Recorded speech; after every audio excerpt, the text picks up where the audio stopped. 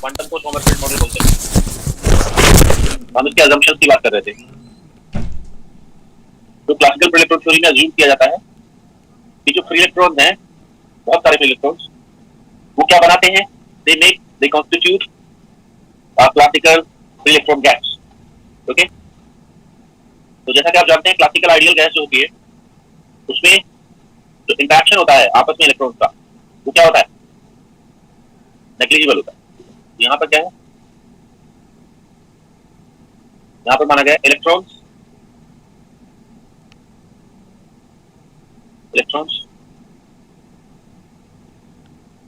Are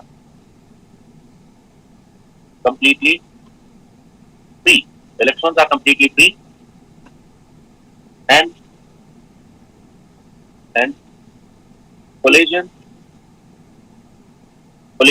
of electron with ions and with other electrons is completely elastic. Is completely elastic. ठीक है, completely elastic. ये हो गया। तो यहाँ पर वो कहते हैं क्या कि जो जैसे गैस होती है, गैस क्या होती है? Electrically neutral. बट ये जो फ्री इलेक्ट्रॉन गैस है वो क्या है?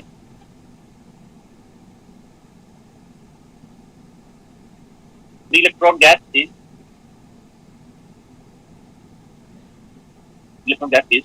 negatively charged.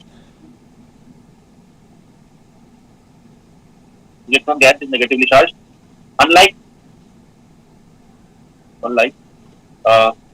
classical ideal gas.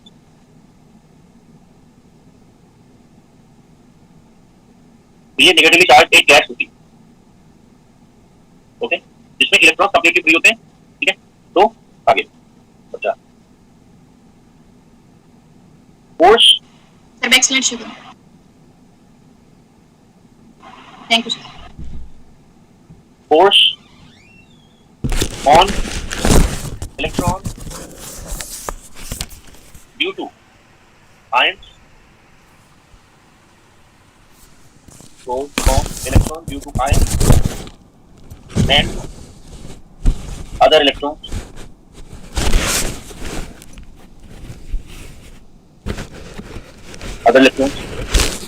Is zero. Force on electron due to ions and other electrons is zero. ठीक है, इलेक्ट्रॉन के ऊपर फोर्स लगेगा zero, which can be taken in the form of zero potential. मतलब उनका कहना यह है कि जैसे मान लिया कोई सॉलिड है, तो सॉलिड में क्या होगा? We have atoms. अब हर एक एटम में क्या हो गया? मान लिया हर एक एटम में से क्या हो गया? एक एक इलेक्ट्रॉन निकल गया। जैसे कोपर है, ये कोपर के एटम से मान लिया, ठीक है, तो कोपर में मेटल जब बनता है, कोपर मेटल, तो अगर आपके पास कोपर मेटल है, Cu मेटल है, उसमें जो कोपर का एटम होगा, ओके, कोपर के एटम में से क्या होगा? एक इलेक्ट्रॉन निकल जाएगा, तो क्या बनेगा? ये क्या बन जाएगा? कोपर एटम में से, ये कोपर एटम है, Cu एटम में क्या हो जाएगा? एक इलेक्ट्रॉन निकल जाएगा। ये वाला इलेक्ट्रॉन क्या होगा? It would B free electron. तो उसकी जगह पर क्या रह जाएगा? वो जो एटम जहां रखा था उसकी जगह पर क्या आ जाएगा? Cu ion. ओके, तो ये फ्री इलेक्ट्रॉन हो गया। तो जो मेटल्स होती हैं उनमें कुछ इलेक्ट्रॉन जो वैलेंस इलेक्ट्रॉन, जैसे कोपर में एक वैलेंस इलेक्ट्रॉन है, तो वो फ्री हो गया। तो यहाँ पर क्या बचेगा? ये तो फिक्स है, it would become ion. It would become ion. तो ये आयन क्या रहेंगे? ठीक है, ट्रांसलेशन मोशन करेंगे, वाइब्रेशनल मोशन करेंगे। ये जो आयन होते हैं अपनी जगह पर क्या करते हैं, जिसको हमने लैटिस वाइब्रेशन पढ़ा था पिछले टॉपिक में, वही है। तो ये जो आयन है, ठीक है, fixed ion can only vibrate. ये वाइब्रेट करते हैं only. Fixed ion can only vibrate. तो ये आयन है, ओके। तो जब क्या होगा? इसमें से एक एक इलेक्ट्रॉन फ्री होगा तो क्या होगा? बहुत सारे इलेक्ट्रॉन होंगे यहाँ पे, will have large number of electrons.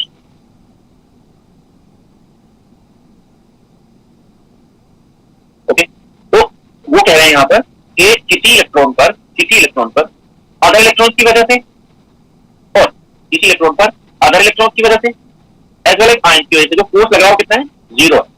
Okay, तो ऐसा तो क्या है, जो नेगेटिवली चार्ज इलेक्ट्रॉन है, ठीक है, वो एक दूसरे पर फोर्स लगाएंगे, but light gas, light classical ideal gas, उनका जो फोर्स है आपस में वो कितना माना जा रहा है, 0, और उसको किसकी टर्म्स में लिख रहे हैं, in the form of 0 potential. तो ऐसा माना जा रहा है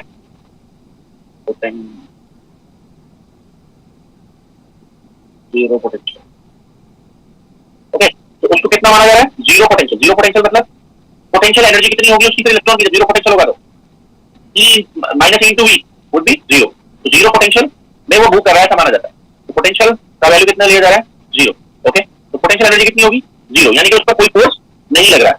ओके, तो ये है, ये लिया गया है. अच्छा, एक असम्पशन और है इसमें, electron would be electron would be equivalent to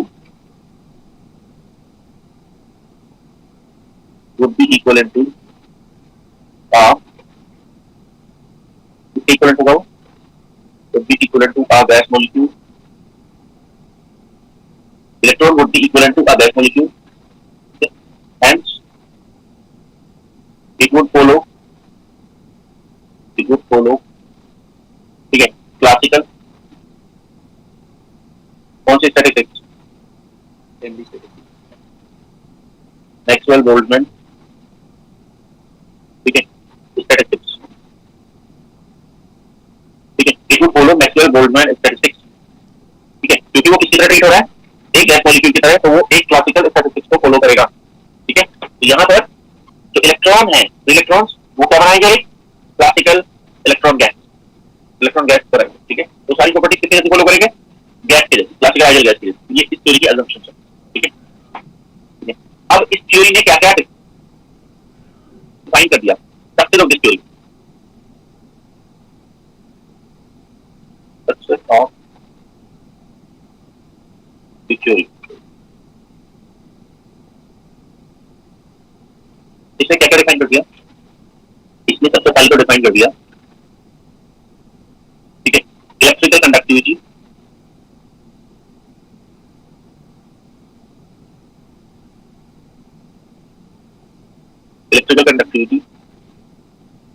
and validity of Ohm's law.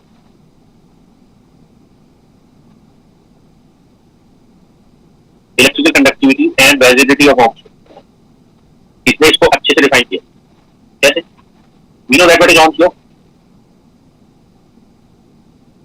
J equals to sigma E. Ohm's law is J equal to sigma G. Okay. ये Ohm's law. तो यानी कि अगर आप कोई वायर लेते हैं, metallic wire,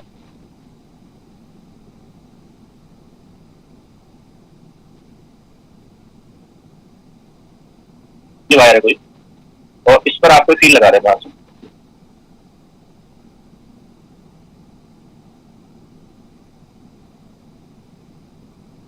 we apply some voltage plus minus. It means we have applied electric field in this direction. Okay. So if conductivity, अगर मैं इसकी बात करूं माइक्रोस्कोपिक लेवल पर, तो क्या होगा, इलेक्ट्रॉन्स किधर भागेंगे, Negative to positive. going this direction. Okay. तो अगर हम मानते हैं, let us consider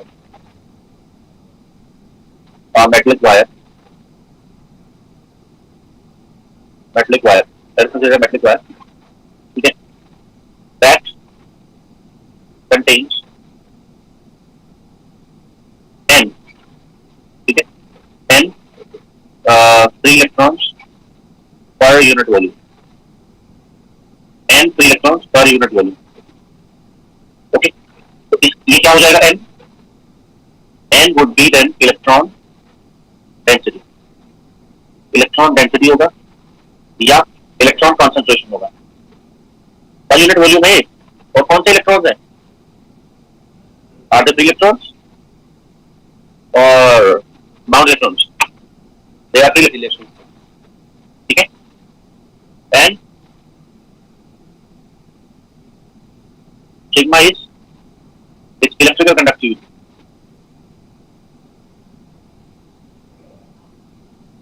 सिग्मा इसकी इलेक्ट्रिकल कंडक्टिविटी है, ओके। तो इसमें जो करंट आएगी वो कितनी होगी वो देखते हैं। तो आप जानते हैं एक टर्म होती है, ठीक है, जो क्या होती है, जैसे देखते हैं एक्सेलरेशन ऑफ इलेक्ट्रॉन। क्या होगा? Acceleration of electron. Electric field की प्रेजेंस में एक्सेलरेशन कितना होगा? Acceleration A of electron would be what? Minus E by M. ये समझ पा रहे हैं आप? एक्सेलरेशन ऑफ इलेक्ट्रॉन, फोर्स कितना लगेगा इलेक्ट्रॉन के ऊपर? इलेक्ट्रिक फील्ड की अपोजिट लगेगा या सेम डायरेक्शन में लगेगा? ये माइनस साइन क्या बताता है? Opposite. Force would be in opposite direction, तो एक्सेलरेशन भी अपोजिट होगा। एम क्या है? मास of electron. Free electron mass. बाद में जाकर ये भी बदल जाएगा। फ्री इलेक्ट्रॉन मास ये हो गया। अब हम लिखेंगे ड्रिफ्ट वेलोसिटी। ड्रिफ्ट वेलोसिटी, ठीक है। अब यहां पर देखिए, जब वो इलेक्ट्रॉन जाएगा, जब वो इलेक्ट्रॉन चलेगा, ठीक है, तो वो ऐसा नहीं कि फ्रीली चल रहा है, वैक्यूम में नहीं चल रहा है वो। इट वुड स्कैटर, ठीक है, विद आयन। वो आयन के साथ टकराएगा जब वो चलेगा, तो और साथ के साथ दूसरे इलेक्ट्रॉन के साथ भी टकराएगा, ओके। तो जब वो आयन के साथ टकराएगा तो रेस्ट पर आएगा, ओके। तो क्या होगा? रेस्ट पर आएगा, फिर मोशन शुरू करेगा, रेस्ट पर आएगा, फिर मोशन शुरू करेगा, ठीक है। तो वो कितनी देर के लिए एक्सेलरेट होता है? On an average, on an average वो कितनी देर के लिए एक्सेलरेट होता है? टाउ टाइम के लिए, ठीक है। तो अगर हम ये मानते हैं if tau is relaxation time of electron, relaxation time का मतलब क्या है? Average time between two successive, ठीक है, सक्सेसिव,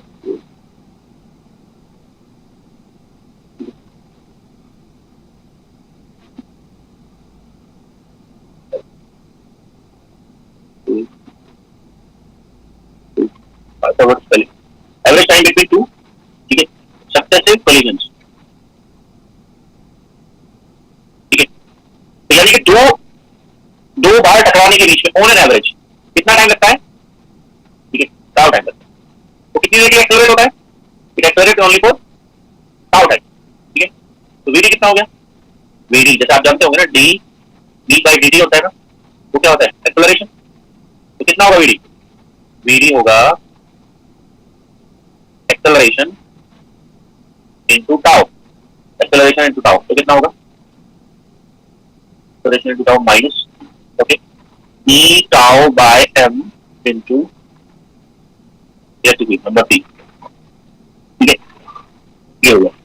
तो जो ड्रिफ्ट वेलोसिटी होगी, वेलोसिटी भी अपोजिट होगी, ठीक है। एक चीज हम यहाँ पर डिफाइन करते हैं, मोबिलिटी। तो मोबिलिटी ऑफ इलेक्ट्रॉन क्या होगी? Minus E tau by M. Mobility को प्लस किया जाता है, ओके। तो मोबिलिटी क्या होगी? वीडी इक्वल्स टू आप माइनस म्यू ई लिख सकते हो। तो मोबिलिटी क्या होगी यहाँ पर? ठीक है, mu would be what? E tau by M.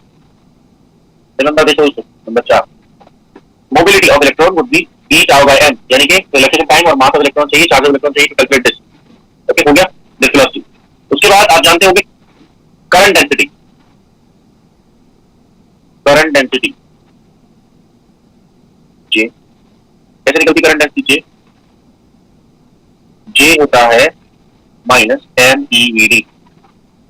जे होता है minus N E V D by, क्योंकि जब इलेक्ट्रॉन चलेगा, let's say minus X direction में, इलेक्ट्रॉन माइनस एक्स में जाएगा, तो करंट किधर फ्लो होगी? करंट के फ्लो का डायरेक्शन किधर होगा? करंट के फ्लो का जो डायरेक्शन होगा वो प्लस एक्स होगा इधर, ओके। तो J is N E V D, number 5। तो अब आप कैपिटल वी डी का वैल्यू भर दीजिए यहाँ पर। जे क्या हो गया? N E square tau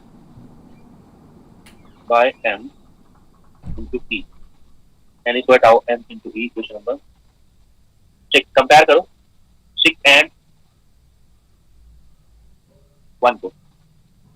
conductivity कितनी आई? N E square tau by n. Electrical conductivity sigma of the solid would be m e square tau by f. Question number 7. Okay, इसको आप ये भी लिख सकते हैं, sigma equals to N E mu. Sigma is N E mu. Mu का value क्या है? E tau by M. ठीक है, तो कंडक्टिविटी और मोबिलिटी जरूर याद होनी चाहिए. कंडक्टिविटी एंड मोबिलिटी का एक्सप्रेशन पता होना चाहिए. ओके, तो ये कौन सी इलेक्ट्रिकल कंडक्टिविटी है? एसी या डीसी? DC. कैसा फील लगा यहाँ पर? डीसी. और ईएमटी में मैंने आपको एसी भी बताया था. यहाँ एसी की जरूरत नहीं है, यहाँ एसी कंडक्टिविटी की जरूरत नहीं है. ऑल्दो एसी कंडक्ट, ये कौन सी कंडक्टिविटी है? It is DC conductivity. यानी कि अगर आप मेटल के ऊपर क्या लगाएंगे, कोई स्टैटिक सोर्स लगाएंगे, डीसी कंडक्टिविटी. ठीक है, एसी कैसी होती है?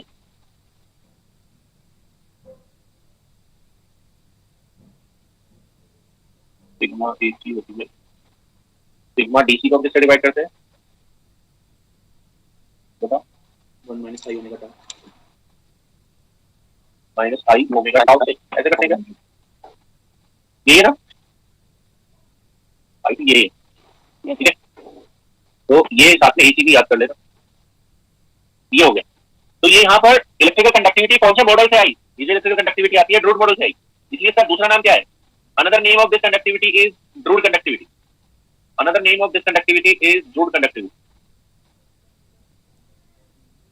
जो कंडक्टिविटी आती है वो सही आ जाती है ड्रूड मॉडल. ये हो गया पहला पॉइंट, कंडक्टिविटी. दूसरा पॉइंट और क्या सकते थे इसका? Further number 2. ठीक है,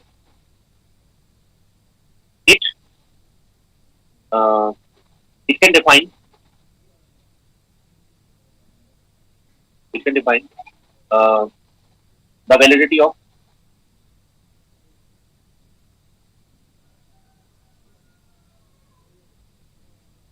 Weidmann Franz law. Weidmann Franz law. It can define the validity of Weidmann Franz law. वो ये वाला लॉ क्या कहता है? According to this,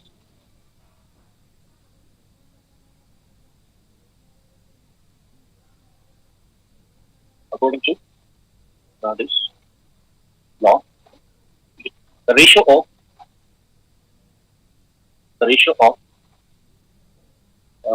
P over sigma T sigma P, ratio of thermal conductivity, ratio of thermal conductivity A to electrical conductivity, ratio of thermal conductivity to electrical conductivity, okay, thermal conductivity to electrical conductivity sigma is constant at constant temperature. तो ये law कहता है कि thermal conductivity and electrical conductivity का जो ratio है किसी constant temperature पर, वो एक कांस्टेंट है. यानी कि K over sigma T is a constant. ठीक है, K over sigma T is a constant. ठीक है, और उस कांस्टेंट का वैल्यू कितना होता है? Let me check.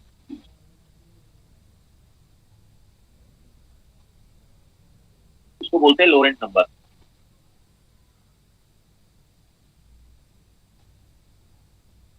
तो लोरेंट्ज नंबर, तो इसका जो वैल्यू होता है 2.06 into 10 to the power minus 45 होता है.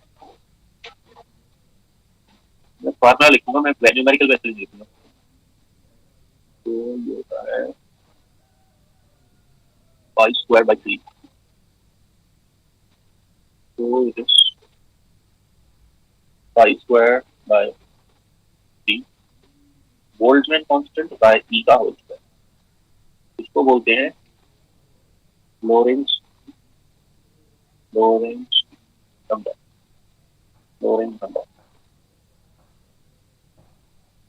ओके, तो इसके न्यूमेरिकल वैल्यू आप निकाल सकते हो, निकालना चाहे तो चाहिए, बट इतना ज्यादा इम्पोर्टेंट नहीं है, बस आपको ये पता होना चाहिए it is a constant at constant temperature. ठीक है, इसको बोलते हैं वेडमैन-फ्रेंच लॉ, तो ये इसको भी डिफाइन करता है। इसका मतलब क्या हुआ? इसका मतलब सीधे सीधे ये हुआ, अगर देखा जाए तो थर्मल कंडक्टिविटी जो है it would be proportional to what? Sigma. It means जो मेटल्स होती है, ओके, उनकी थर्मल कंडक्टिविटी भी क्या होगी? इससे क्या पता लगता है? इससे पता लगता है, ठीक है, metals okay, have metals have high thermal conductivity, metals have high thermal conductivity, ठीक है, in addition to high electrical conductivity। इस लॉ ने बताया कि मेटल की थर्मल कंडक्टिविटी हाई क्यों होती है? क्यों होती है बताइए? हाई थर्मल कंडक्टिविटी इसलिए होती है क्योंकि जो थर्मल कंडक्टिविटी है उससे प्रोपोर्शनल है इलेक्ट्रिकल कंडक्टिविटी। ये हो गया। अच्छा, इलेक्ट्रिकल कंडक्टिविटी हाई क्यों है? सिग्मा इज हाई इलेक्ट्रॉन ऊपर है क्योंकि सिग्मा 10 हाई है, तो यहाँ पर sigma is high due to high electron concentration, electron concentration की वजह से sigma is high due to high electron concentration. Okay, thermal conductivity is also high, ठीक है, due to high sigma. Okay, तो ये इसको डिफाइन करता है, तो ये आपको याद रखना, दो हो गए, ठीक है। तीसरा ये डिफाइन करता है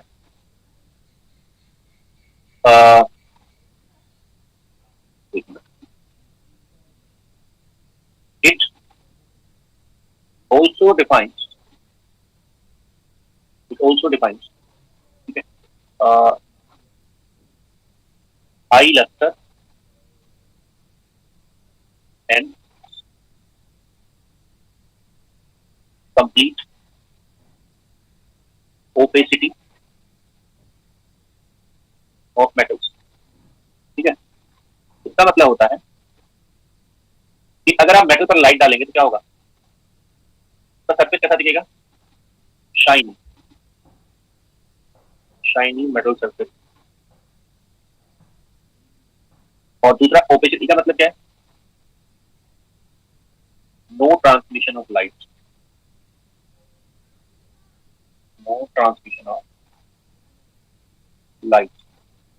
क्यों होता है ऐसा? क्यों लाइट डालने पर वो एक शाइनी सरफेस की तरह दिखेगा और उसमें लाइट का ट्रांसमिशन नहीं होगा, ओपेक होगा। ओपेक का मतलब आप जानते होंगे, ओपेसिटी, ओपेक, ठीक है, नो ट्रांसमिशन। तो किसकी वजह से होता है? ठीक है, that is due to high electron concentration, free electrons की वजह से होता है। इंसुलेटर्स में से क्यों पास हो जाती है लाइट? भाई इंसुलेटर में, इलेक्ट्रिकल इंसुलेटर से लाइट पास हो जाती है, ग्लास वगैरह से पास हो जाती है, जबकि मेटल वगैरह से पास नहीं होती है। ठीक है, तो उसका कारण क्या है? इंसुलेटर में और इसमें डिफरेंस क्या है? ठीक है, तो इंसुलेटर में और इसमें डिफरेंस है इलेक्ट्रॉन का होना या ना होना। ठीक है, तो वो किसकी वजह से होता है? ठीक है, that is due to high free electrons, due to presence of, किसकी वजह से होता है? This happens due to presence of free electrons. ये फ्री इलेक्ट्रॉन्स की प्रेजेंस की वजह से। ओके, कंप्लीट ऑपेसिटी हो गई, ये हो गया। और सर जैसे ओपेक जो होता है, इसमें लाइट का जो ट्रांसमिशन नहीं होता है, तो सर ये सब तरह की फ्री इलेक्ट्रॉन के प्रेजेंस के कारण होता है। तो बहुत ऐसे नॉन मेटल्स भी होते हैं और ट्रांसपेरेंट होते हैं, तो उसमें तो रीजन दूसरा होता होगा। क्या होता होगा? सर जैसे यहाँ पे आप कह रहे हैं कि मतलब जो फ्री इलेक्ट्रॉन्स होने के कारण ये ट्रांसमिशन ऑफ लाइट नहीं होता, तो सर बहुत मतलब लाइट का ट्रांसमिशन जो मतलब नॉन मेटल्स होते हैं उसमें भी तो बहुत से ऐसे होते हैं उसमें नहीं होता, उसमें फ्री इलेक्ट्रॉन तो नहीं होता, फिर भी होता है, मतलब ट्रांसमिशन ऑफ लाइट नहीं होता। एग्जांपल बताओ सर प्लास्टिक्स वगैरह जैसे होते हैं, उसमें लाइट तो नहीं जाती, ओके, क्योंकि वो ट्रांसपेरेंट नहीं होते, बट ईएमएफ तो जा सकती है ना उनमें। लाइट का मतलब यहाँ किससे है? लाइट का मतलब यहाँ ईएमएफ से। लाइट तो होता ही है। लाइट तो फिजिकल रीजन की हो गई, हाँ हाँ हाँ okay sir PM wave okay sir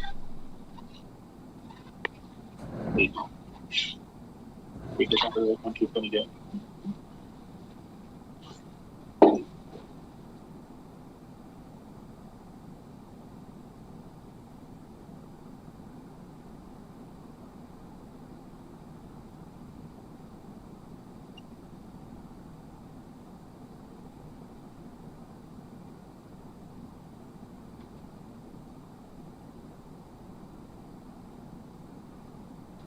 ठीक है। अब देखते हैं फेलियर्स।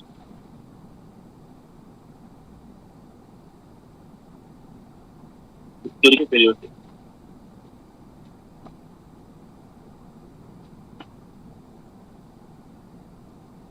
सक्सेस हो गया है, failures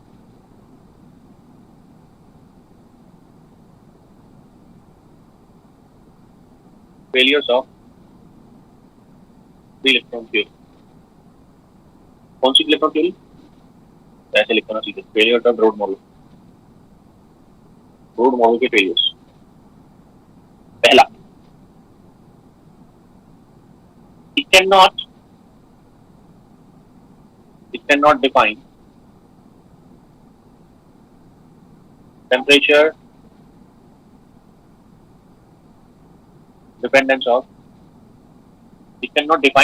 dependence of specific heat. Temperature dependence of specific heat and electrical conductivity.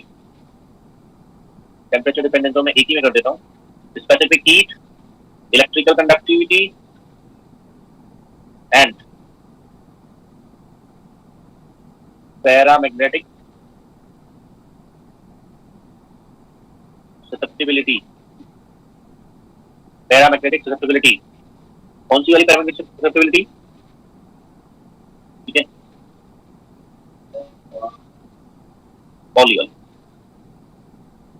Paramagnetic susceptibility. It cannot define temperature dependence of specific heat, electrical conductivity and parametric susceptibility of free electron, यानी कि poly. ठीक, इस theory के तीन चीजें define नहीं हो पाती। ठीक है, बस और तो कोई बताना, यही पॉइंट है ना। Equivalent parameter also this theory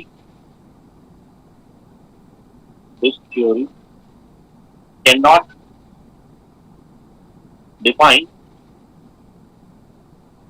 define why some solids are good conductor of electricity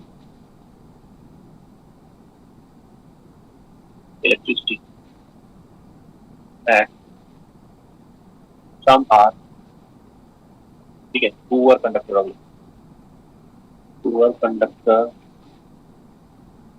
electricity। ठीक है, ये थ्योरी ये नहीं बता पाती कि क्यों कुछ solid good conductor of electricity है and some solid poor conductor of electricity है, यानी कि किसी भी रेफरेंस नहीं बता सकता। This theory can not tell the difference between the insulator and metals. किसी भी reference good conductor of electricity का मतलब मेटल और इंसुलेटर के बीच का डिफरेंस नहीं बता सकती ये थ्योरी। ये हो गया दूसरा पॉइंट। ओके, नंबर 3, तीसरा पॉइंट और कहां फेलियर लाई करता है इसमें? ठीक है, ऑल कोएफिशिएंट जो होता है hall effect RH, all coefficient RH is positive for some metals और some metals कौन है? वो divalent metals। ठीक है, all coefficient was positive for divalent metals। ठीक है, तो उसको भी ये डिफाइन नहीं कर सकता। ठीक है, all coefficient is positive for divalent metals। ठीक है, which cannot be defined by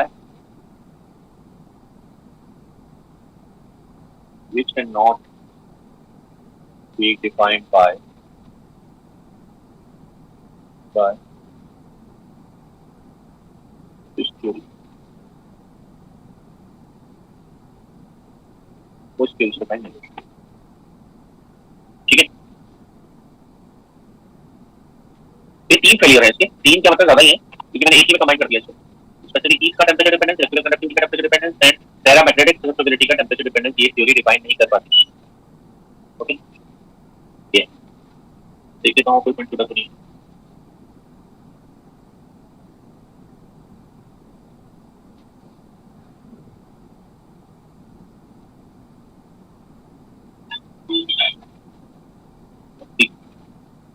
तो अब ये जब फेल होगी, कुछ कुछ तो इसके सक्सेस रहे, क्या क्या सक्सेस रहे? तो ओम्स लॉ को डिफाइन कर देता है, वेटमैन लॉ को डिफाइन कर देता है, ठीक है, हाई इलेक्ट्रिकल कंडक्टिविटी और हाई थर्मल कंडक्टिविटी को डिफाइन कर देता है, ठीक है, पर कुछ फेलियर्स भी।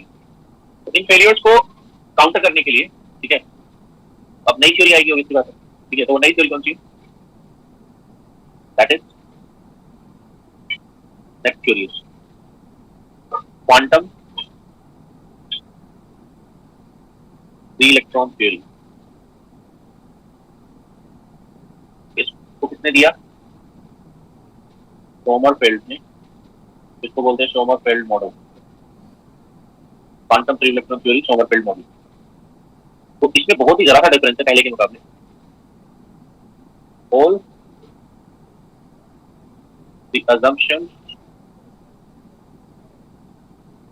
of this theory, all the assumptions of this theory are same as, ठीक है, same as good model, same as good model, ठीक है, except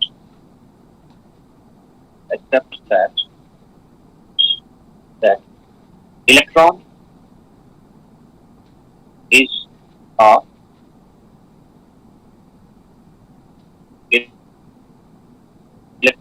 fermion. Electron is a fermion and has to follow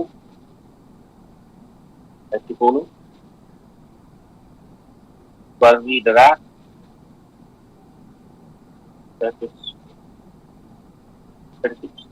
statistics and Pauli's exclusion principle.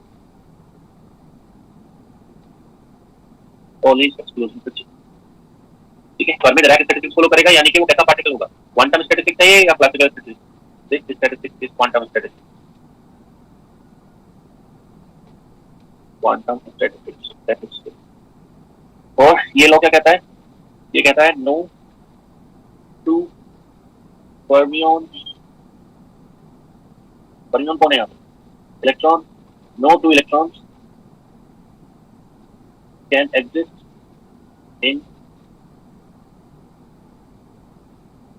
same quantum state. No two fermions can exist in same quantum state. तो अगर हम quantum numbers की बात करें तो quantum theory quantum numbers, ठीक है, तो चारों क्वांटम नंबर में से कम एक क्वांटम नंबर अलग है। आपने चार क्वांटम नंबर पढ़े होंगे, principal quantum number, orbital quantum number, magnetic orbital quantum number, चार होते हैं ना। इनमें से कम क्या होना चाहिए? एटलीस्ट क्या होना चाहिए? One should be different. अगर इन्हीं दो इलेक्ट्रॉन्स के N L M L same है तो M S must be different, ठीक है, M S must be different, ठीक है, तो यानी कि उनकी पोजीशन अगर सेम हो गई है तो उनकी स्पिन डिफरेंट होनी चाहिए। अगर उनकी पोजीशन सेम हो गई है तो उनकी स्पिन अलग होनी चाहिए, ठीक है। ये तो ये आपने पढ़ा होगा वहां पर symmetric and anti symmetric wave function पढ़े होंगे, ठीक है। तो कैसा होना चाहिए supportive wave function? Spin plus position, spin into position, it should be anti symmetric. ये आपने पढ़ा होगा फंडामेंटल। तो बाकी सब मैं कह रहा हूं असम्पशन सेम है, बाकी कोई चेंज नहीं किया, सिर्फ एक ही चेंज किया है कि वो अब क्वांटम पार्टिकल है, वो एक फर्मियन है, पॉली एक्सक्लूजन प्रिंसिपल को फॉलो करेगा। इससे क्या होता है, इससे क्या चेंज आता है? इससे बहुत चेंज आएगा, तो देखते हैं क्या चेंज आएगा। तो यहां पर मेटल को हम कैसे मॉडल कर सकते हैं? In this theory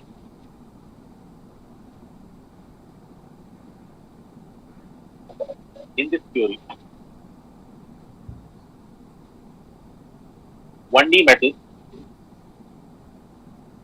can be modeled as 1D, one-dimensional one dimensional potential box, 1D potential box. हम 1D मेटल को कैसे मॉडल कर सकते हैं? 1D पोटेंशियल बॉक्स की तरह, ठीक है, यहाँ लिख देता हूं 1D पोटेंशियल बॉक्स, ठीक है, विद जीरो पोटेंशियल। तो यहाँ पर हम 1D सॉलिड 1D मेटल को कैसे डिफाइन करेंगे? एक पोटेंशियल बॉक्स की तरह,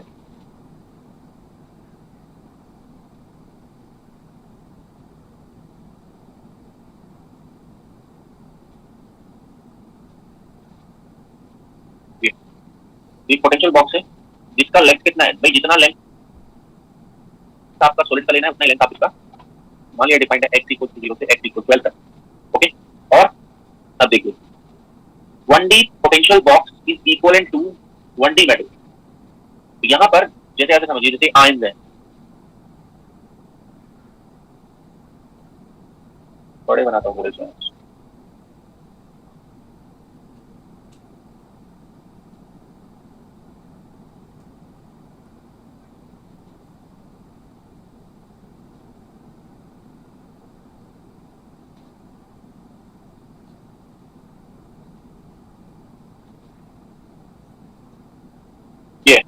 ओके, ये आयन्स है और जो फ्री इलेक्ट्रॉन है वो इन आयन्स के एनवायरनमेंट में, ये जो फ्री इलेक्ट्रॉन है इन आयन्स के एनवायरनमेंट में इधर से इधर भी घूम सकता है ना। तो ये इस थ्योरी में क्या माना गया है? इस थ्योरी में माना गया है कि इन आयन्स की वजह से इस इलेक्ट्रॉन के ऊपर जीरो फोर्स लगता है, ओके। तो उसकी पोटेंशियल एनर्जी कितनी हो गई या उसका पोटेंशियल कितना हो गया? Zero, okay. यानी कि क्या हो रहा है यहाँ पे कि वो जो आयन्स हैं वो इलेक्ट्रॉन के फ्री इलेक्ट्रॉन के मूवमेंट पर कोई असर नहीं डालते, ठीक है। मतलब वो ऐसा नहीं करते कि खींच ले इसको पकड़ के। जीरो पोटेंशियल होने का मतलब है कि वो ये जो आयन्स हैं, ठीक है, वो उसको खींचते नहीं है इलेक्ट्रॉन को, वो चलते चलते टकरा जाए तो बात अलग है, बट वो ऐसे नहीं करते कि इसको पकड़ के खींच लिया। तो फोर्स ऑफ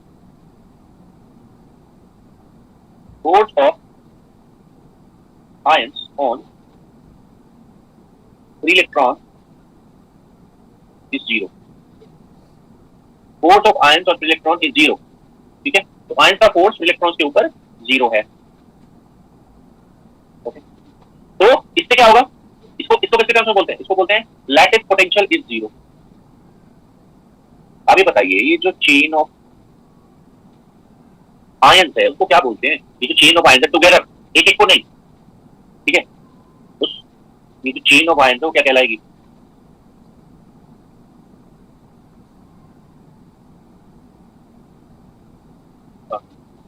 इसको क्या बोलते हैं? चेन ऑफ आयन्स को chain of ions is lattice. Lattice potential या आयन का पोटेंशियल, लैटिस का पोटेंशियल या आयन का पोटेंशियल कितना है? मतलब इसके ऊपर कितना फोर्स लगा रहे हैं वो? Zero, okay. क्या इलेक्ट्रॉन बाहर निकल सकता है बाउंड्री से? Electron can not go out of boundary. तो बाउंड्री का पोटेंशियल कितना माना जाएगा? वो अंदर तो बिल्कुल फ्री है, इनफाइनाइट, वो अंदर बिल्कुल फ्री है, तो जीरो पोटेंशियल है उसका। बाहर क्या है? बाउंड्रीज पर, सॉलिड की बाउंड्रीज पर इनफाइनाइट पोटेंशियल है, because electron can not leave by itself. ऐसा नहीं है कि इलेक्ट्रॉन फ्री चलता हुआ कहां चला जाएगा? बाउंड्री से बाहर निकल जाएगा, ऐसा नहीं। वो अंदर ही फ्री रहता है बस। Electron is free inside only, not outside, okay. तो ये है यहाँ पर, तो इसको ऐसे मॉडल किया गया। तो ऐसा करने पर क्या होगा? अगर हम इसका, ठीक है, if we solve Schrodinger equation, ठीक है, ऑन सॉल्विंग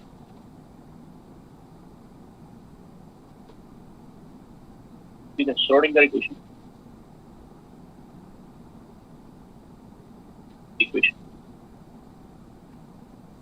ठीक है, Schrodinger equation.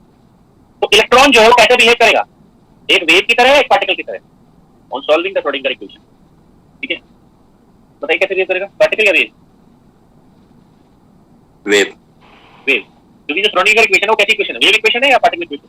Wave equation, wave equation. तो क्या होती है on solving Schrodinger equation? Schrodinger equation is x one dimension के लिए कर रहा हूं मैं इसको, क्या होता है बताइए? P minus V psi equal to V.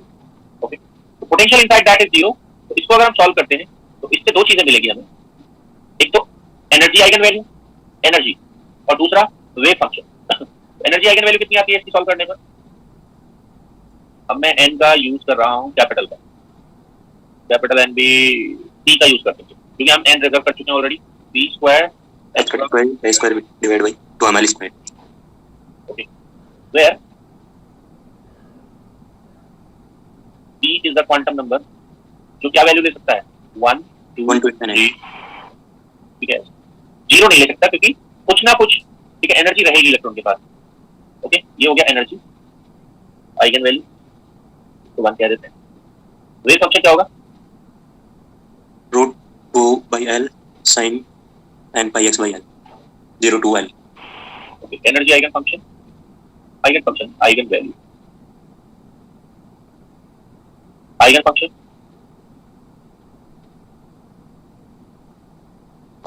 Pi 2 by L sin, ठीक है, n pi x तो होगा p pi h by normalise wave function. सब कुछ तो था। Okay, energy eigen function is this. So p is an integer which can take these values. Okay. ये हो गया, ठीक है। अब इससे क्या होगा, जो इलेक्ट्रॉन है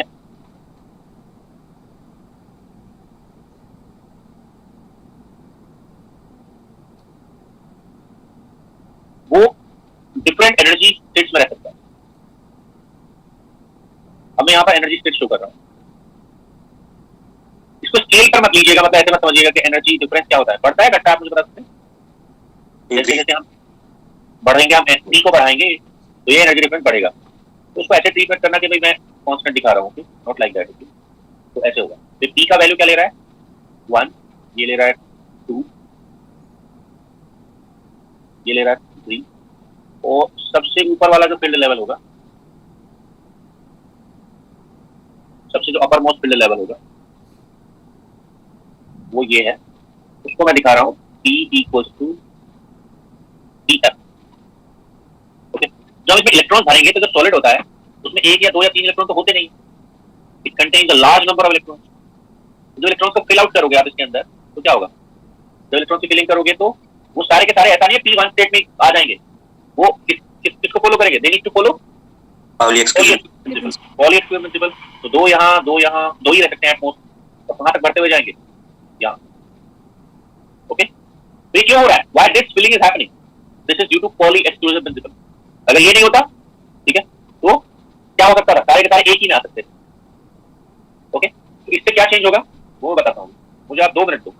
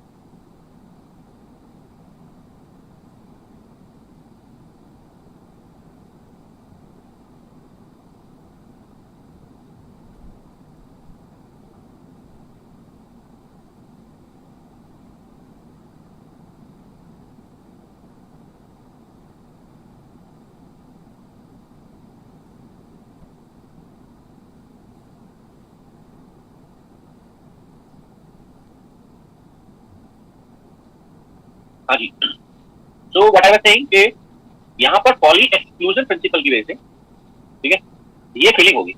अगर वो एक क्लासिकल पार्टिकल की तरह बिहेव करता है इलेक्ट्रॉन, ठीक है, तो क्या होता, वो सारे के सारे एक ही स्टेट में आ सकते थे।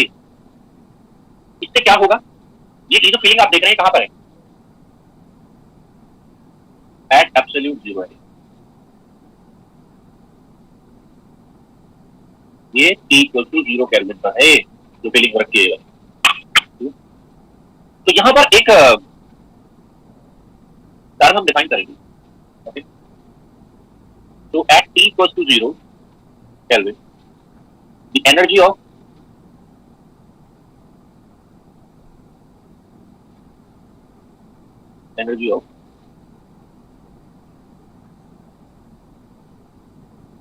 highest occupied level at 0 Kelvin, the energy of highest occupied level is, क्या होगी energy of highest occupied level? Highest occupied level क्या है? P = Pf, ठीक है, highest occupied level is P = Pf। तो क्या होगी energy of highest occupied level? Highest occupied level, ठीक है, इसको मैं कह रहा हूं Ef। हाईएस्ट ऑक्यूपाइड लेवल की एनर्जी को हम कह रहे हैं Ef। तो क्या होगा? Pf का स्क्वायर, पाई स्क्वायर h का स्क्वायर बाय 2 Pf का square h cross square pi square bye 2 ml square. ये होगी हाईएस्ट ऑक्यूपाइड लेवल की एनर्जी, ठीक है, ये हो गया। इसको हम कह देते हैं इक्वेशन नंबर 3।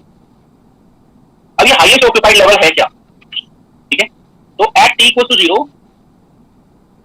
ठीक है, at T = 0 kelvin the highest occupied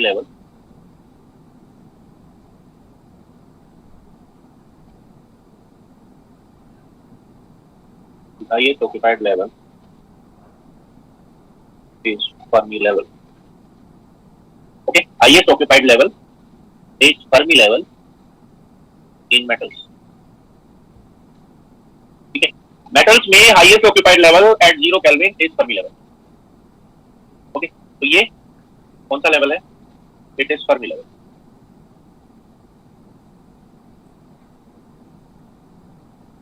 It is the Fermi level. Okay, तो Fermi level की definition क्या है? Fermi level is the highest occupied level in metals. कब? हर टेम्परेचर पर? नहीं, = 0 केल्विन। ओके, तो ये जो आप देख रहे हैं ये वाला कि भाई ये लेवल भरा हुआ है, तो ये भी भरा हुआ है, ये भी भरा हुआ है, तो ये थर्मल एक्साइटेशन है क्या? क्या ये इलेक्ट्रॉन एक्साइट होकर यहाँ गए हैं, यहाँ गए हैं, यहाँ गए हैं? This is not thermal exciting, ठीक है। ये कब है? थर्मल तो टेम्परेचर तो 0 है, तो 0 केल्विन पर भी यहाँ तक भरे हुए हैं। तो कि क्यों भरे हुए हैं, ऐसा क्यों हो रहा है? ठीक है, they have to follow Pauli exclusion principle, ठीक है। तो फर्मी, ये कौन सी एनर्जी हो गई? This energy is Fermi energy. Fermi level की जो एनर्जी होती है उसी को कहते हैं क्या? Fermi energy. फर्मी एनर्जी, ये Fermi energy, okay. Fermi energy को, ये पीएफ क्या है? ये हाईएस्ट लेवल का क्वांटम नंबर है। ये क्या है? हाईएस्ट लेवल का क्वांटम नंबर है। इसको नंबर ऑफ इलेक्ट्रॉन के साथ रिलेट करना है, तो हम यहां पर मानकर चल रहे हैं late n r total number of electrons, n r total number of electrons in solid. Solid में टोटल इलेक्ट्रॉन कितने हैं? कैपिटल है, ओके। तो आप बता सकते हैं कि कैपिटल n में और TF में क्या रिलेशन होगा? एक लेवल 2 इलेक्ट्रॉन्स को अकोमोडेट कर सकता है, एक लेवल 2 इलेक्ट्रॉन्स को अकोमोडेट कर सकता है, ठीक है। तो कितने टोटल होंगे इलेक्ट्रॉन्स? तो टोटल नंबर ऑफ इलेक्ट्रॉन्स कितने होंगे? क्वांटम नंबर से दुगने होंगे या क्वांटम नंबर से आधे होंगे? दुगने, double two the quantum number. ये रिलेशन बनेगा इनके बीच। भाई जब लेवल 1 है तो इलेक्ट्रॉन 2 है, जब लेवल 2 है तो इलेक्ट्रॉन 4 है, ऐसे, ठीक है। तो पीएफ की जगह क्या रख देंगे आप इक्वेशन 2-3 में? n/2, ये रिप्लेसमेंट आप कर दीजिए वहां इक्वेशन 3 में। तो फर्मी एनर्जी कितनी हो जाएगी?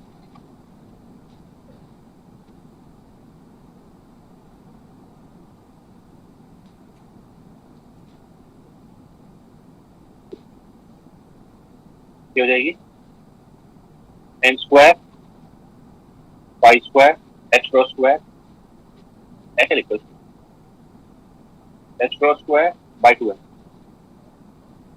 ओके, अब लिख दो n by 2l whole square. Is the correct और not? h cross square by 2n मैंने बाहर ले लियो। I think it is correct. Equation number 4। यहां पर n बाय l कैसे बिहेव करेगा? n बाय हो गया, n बाय l हो गया एटॉमिक डेंसिटी, एटॉमिक डेंसिटी नहीं हुआ। n क्या है? Total number of free electrons है, total number of free electron density, n of, ठीक है, n of total number of free electrons in the solid. n by l behave करेगा electron density in the solid, in the 1D solid। तो हम इसको लिख सकते हैं small n से। तो इलेक्ट्रॉन डेंसिटी स्मॉल n हो गई, तो फर्मी एनर्जी कितनी हो जाएगी? इसको चेंज कर सकते हो आप, h cross square by 2n, it would become small n बाय 2, l हट जाएगा स्क्वायर। ओके, ये होगा, ये फर्मी एनर्जी होगी। ओके, वन डायमेंशनल सॉलिड की फर्मी एनर्जी इतनी होती है।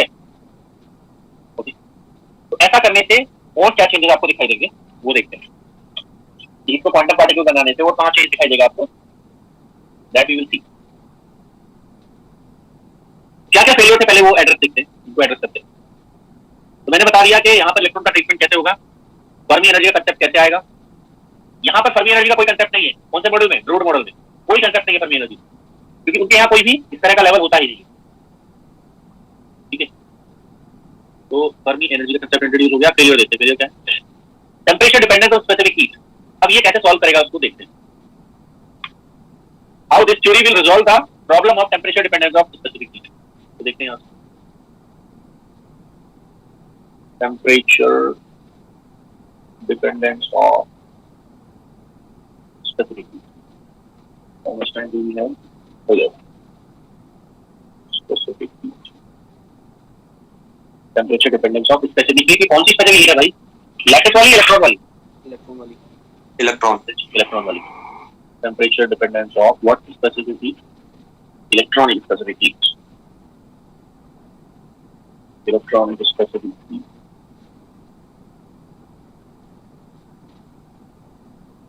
ओके, इसे बैक साइड कर देना।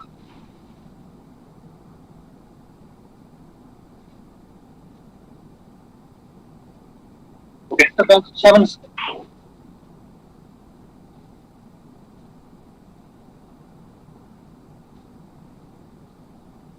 ओके। तो हम यहाँ बात करें temperature dependence of electronic specific heat. तो अगर क्लासिकल थ्योरी लगाए, ठीक है, core classical model, core classical model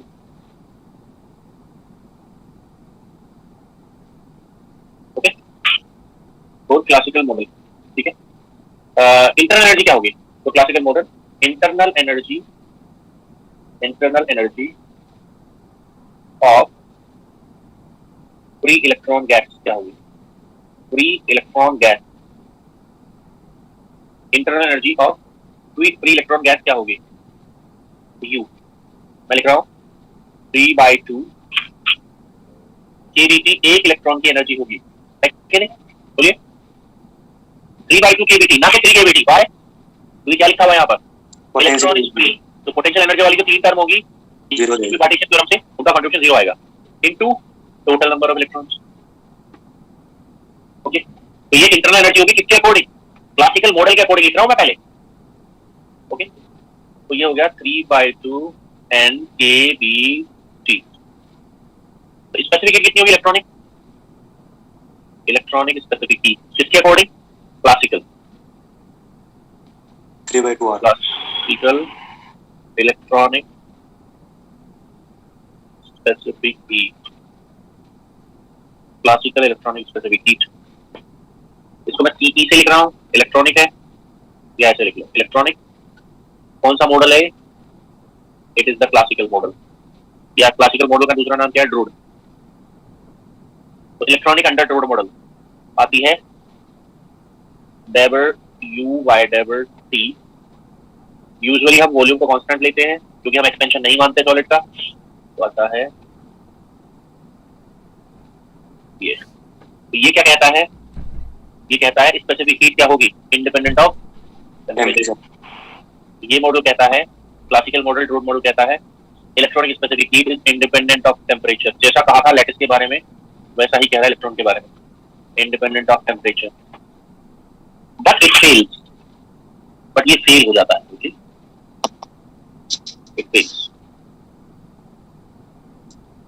independent of temperature, but it fails because experiment क्या शो करते हैं, experiment show that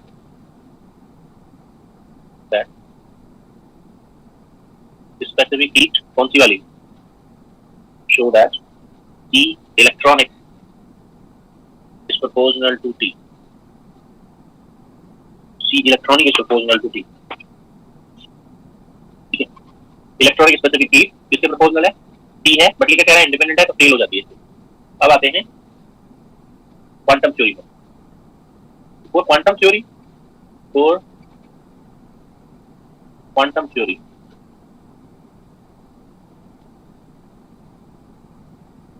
for quantum free electron theory क्या होता है, तो क्वांटम इलेक्ट्रॉन थ्योरी, ठीक है, क्या बदलाव आएगा देखते हैं।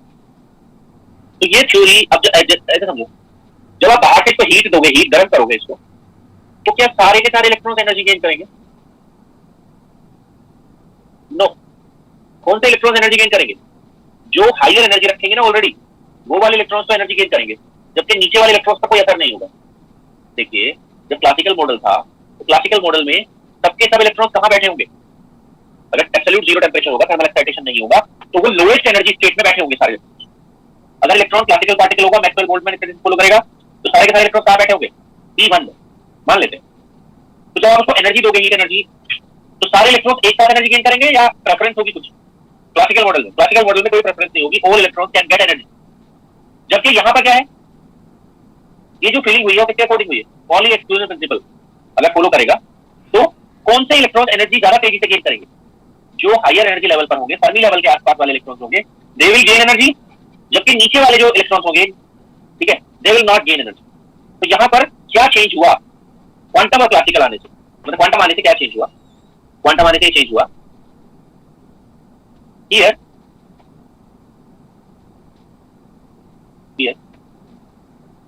not all electrons can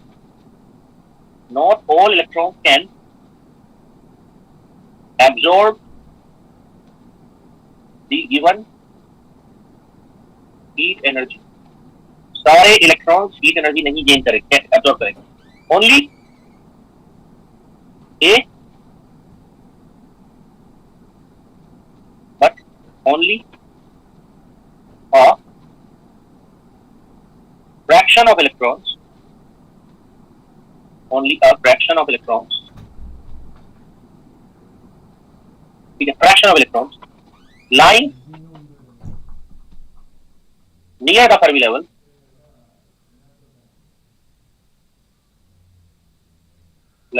can absorb heat energy।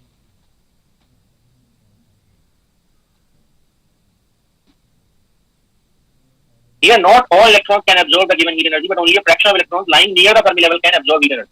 सारे के सारे नहीं करेंगे, कुछ फ्रैक्शन करेगा। इसलिए क्या होगा, हमें जो इंटरनल एनर्जी का कैलकुलेशन है, ठीक है, उसको चेंज करना पड़ेगा। That we need to change, okay, heat देने को, ठीक है। तो क्या चेंज करेंगे, मैं आपको एकदम अप्रोक्सीमेट वैल्यू बता रहा हूँ, एग्जैक्ट नहीं है, एग्जैक्ट मैं बाद में बताऊंगा, अभी बताऊंगा, बताइए इसी के बाद। इंटरनल एनर्जी क्या होगी, ये कौन सी इंटरनल एनर्जी लिख रहे हैं आप, you are writing internal energy किसकी, UE लिख रहे हैं आप। तो UE कितना होगा, अभी आप लिख रहे थे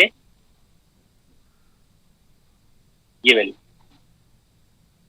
ये टोटल इंटरनल एनर्जी थी ना, बट वो कह रहे हैं सारे इलेक्ट्रॉन्स नहीं कर सकते, एन का कितना पार्ट कर सकता है, कुछ फ्रैक्शन ही कर सकता है। कितना फ्रैक्शन कर सकता है ये KBT by EF।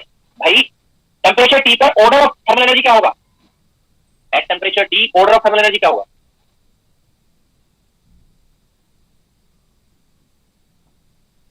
At temperature T the order of thermal energy क्या होगा, ऑर्डर ऑफ थर्मल एनर्जी क्या होगा, वो दी KBT, order of thermal energy would be KBT। तो कितना फ्रैक्शन फर्मी लेवल से कितने नीचे तक के इलेक्ट्रॉन उसको गेन करेंगे, फर्मी लेवल के कितने नीचे तक के इलेक्ट्रॉन गेन करेंगे उसको, KBT नीचे तक के। इससे क्या होगा, इससे जो UE है वो किसके प्रोपोर्शनल आएगा, बाकी सब फैक्टर्स छोड़ दो T स्क्वायर के। हेंस इलेक्ट्रॉनिक स्पेसिफिक हीट क्या आएगा, proportional T। Electronic specific heat कौन से मॉडल में, क्वांटम। क्वांटम, या इसको बोलते हैं सोमरफेल्ड, सोमरफेल्ड मॉडल में प्रोपोर्शनल टू T है।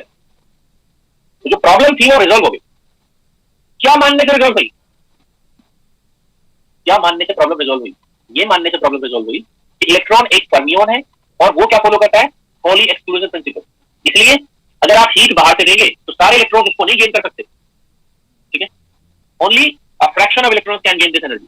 और वो फ्रैक्शन कितना है, लगभग KBT below the Fermi level, ठीक है। ये हो गया हमारा 3। अब मैं एग्जैक्ट एक्सप्रेशन लिख रहा हूं, जो डिपेंडेंसी वो तो सॉल्व हो गई, एग्जैक्ट एक्सप्रेशन कितना होता है वो मैं लिख रहा हूं, इलेक्ट्रॉनिक स्पेसिफिक हीट का जो आपको याद करना है। सी इलेक्ट्रॉनिक कौन से मॉडल में, सोमरफेल्ड मॉडल में, सोमरफेल्ड इक्वल टू बनता है I²/2 ऐसे कुछ आता है, ठीक है।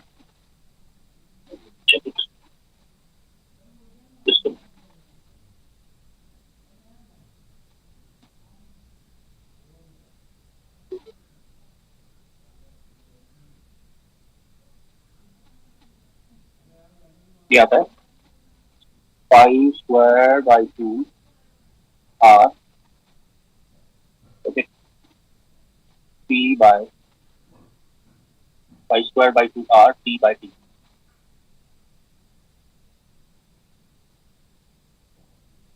You should remember this, equation number 5. You should remember equation number 5.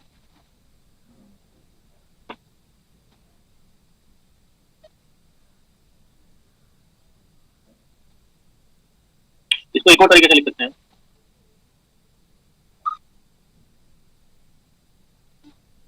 इसको आप ऐसे भी लिख सकते हो,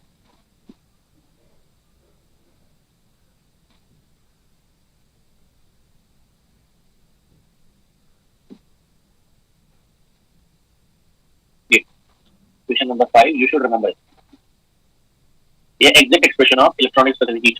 अब इसमें ध्यान देने वाली बात क्या है, देखिए यहां मैंने कोई टेम्परेचर लिखा है TF।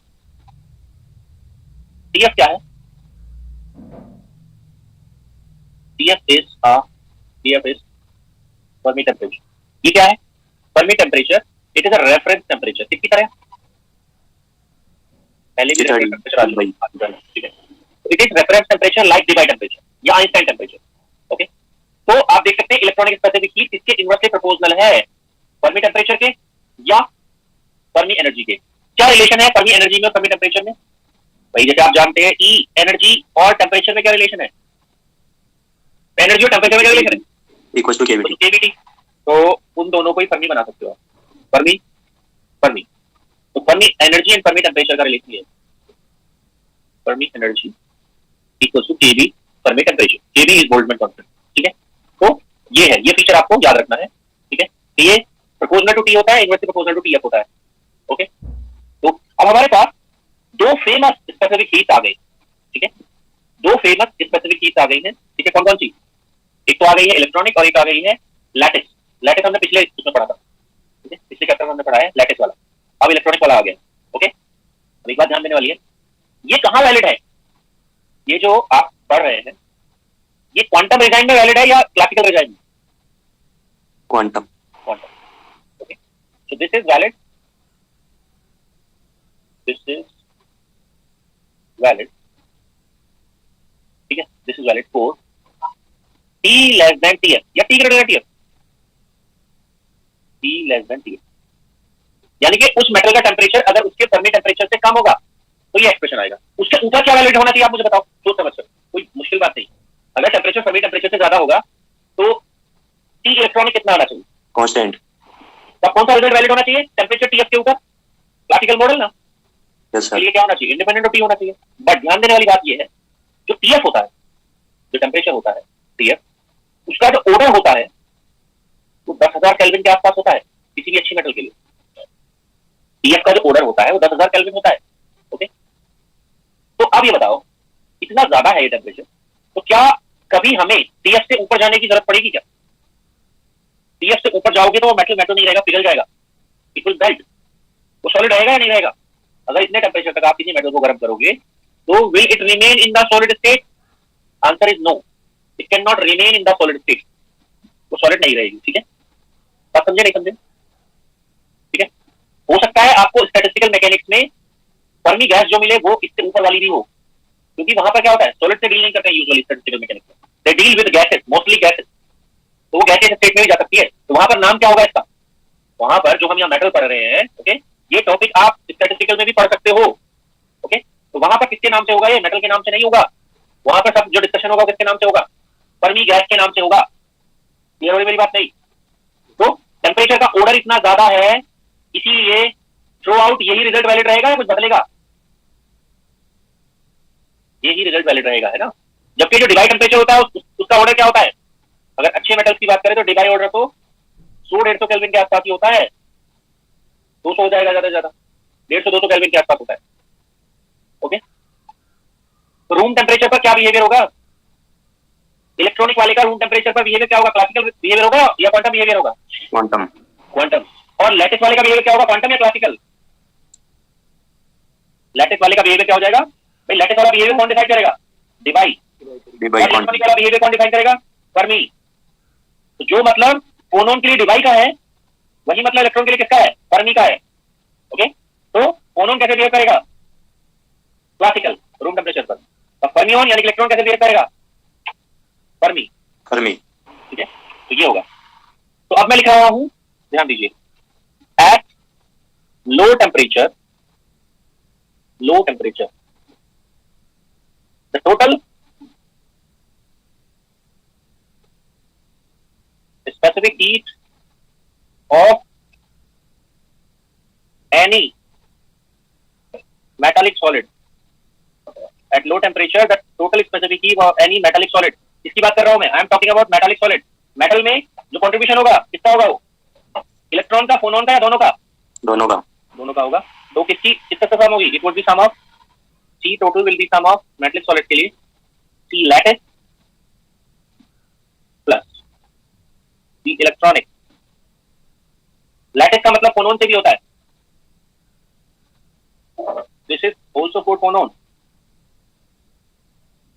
तो ये फोनोन वाला जो पार्ट होता है ये कितना आता है लो टेम्परेचर पर, टी क्यूब। आता है AT क्यूब प्लस इलेक्ट्रॉनिक वाला कितना आया, कांस्टेंट इनटू VT। ओके, तो ये टोटल स्पेसिफिक हीट आता है। T cube behaviour is for phonon and proportional to T behaviour for electron. Okay, so you should remember this. Okay, electron phonon. How much time do we have? Okay, तो time हो गया है, मैं आगे teach नहीं कर रहा हूँ, डाउट बताइए, मैं इसको यहीं से शुरू करूंगा अगली क्लास। हाइट शो कर दीजिए। 1 2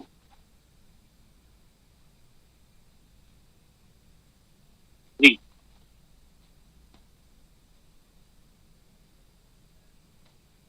4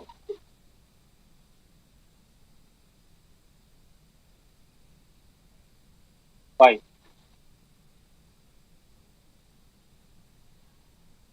6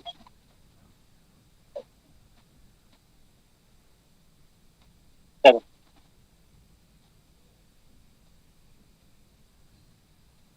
8 9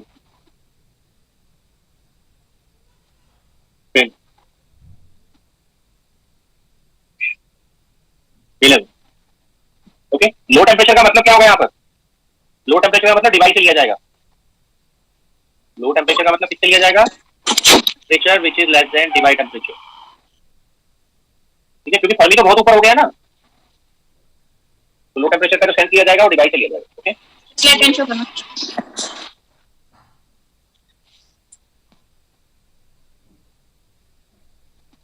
थैंक यू सर। वो बताओ।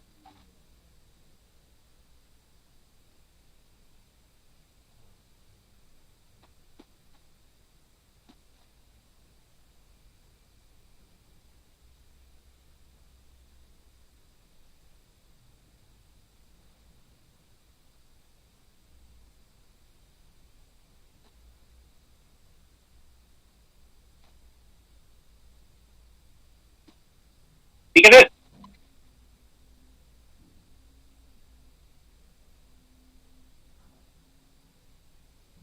सर चलो हाँ जी। सर ये जो हमने failures of free electron Drude model में लिखा है थर्ड पॉइंट कि ऑल कोफिशिएंट्स आर पॉजिटिव, वो कौन से कोफिशिएंट्स की बात कर रहे हैं सर हम यहाँ? जब हॉल इफेक्ट पढ़ेंगे तब देखेंगे इसको। ओके, क्योंकि हॉल कोफिशिएंट जो है that deals with majority charge carriers. मतलब हॉल कोफिशिएंट, हॉल इफेक्ट आपने कहीं पढ़ा होगा तो उसमें आपने पढ़ा होगा हॉल कोफिशिएंट जो होता है वो मेजॉरिटी चार्ज कैरियर का साइन बताता है। जैसे अगर आप एन टाइप सेमीकंडक्टर ले तो नेगेटिव होता है क्योंकि मेजॉरिटी इलेक्ट्रॉन्स होते हैं, पी टाइप हो तो पॉजिटिव होता है क्योंकि मेजॉरिटी जो चार्ज कैरियर्स होते हैं वो होल्स होते हैं। ऐसा है, तो मेटल्स में मेजॉरिटी चार्ज कैरियर्स यानी कि सोल चार्ज कैरियर्स, मेजॉरिटी यानी कि इलेक्ट्रॉन ही यहाँ पे चार्ज कैरियर होता है, होल होते ही नहीं है, तो सबका आरएच का आना चाहिए पॉजिटिव। पॉजिटिव थोड़ी आना चाहिए। चार्ज कैरियर कौन है मेटल में? इलेक्ट्रॉन्स। इलेक्ट्रॉन। तो आरएच को कैसा आना चाहिए? मेजॉरिटी चार्ज कैरियर का साइन नेगेटिव का, कुछ मेटल्स के लिए आ जाता है पॉजिटिव, तो ये कॉन्ट्राडिक्शन था। ठीक है, जो इस थ्योरी से नहीं डिफाइन हो सकता। इवन उसको तो क्वांटम थ्योरी भी डिफाइन नहीं कर पाएगी। आगे जब मैं इससे फेलियर लिखूंगा उसमें भी ये फेलियर आएगा फिर से। Okay sir. सर जो आपने लास्ट सेकंड स्लाइड निकाला एक बार,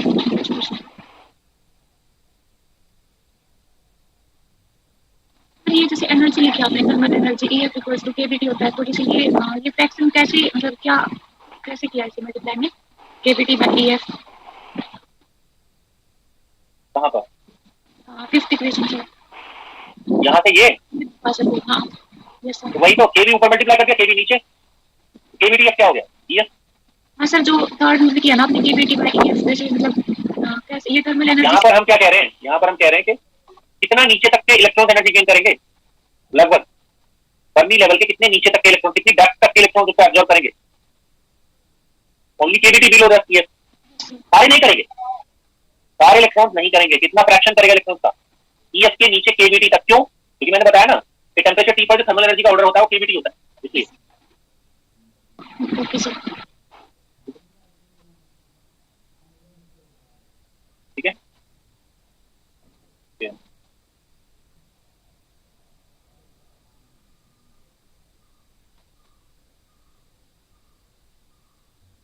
और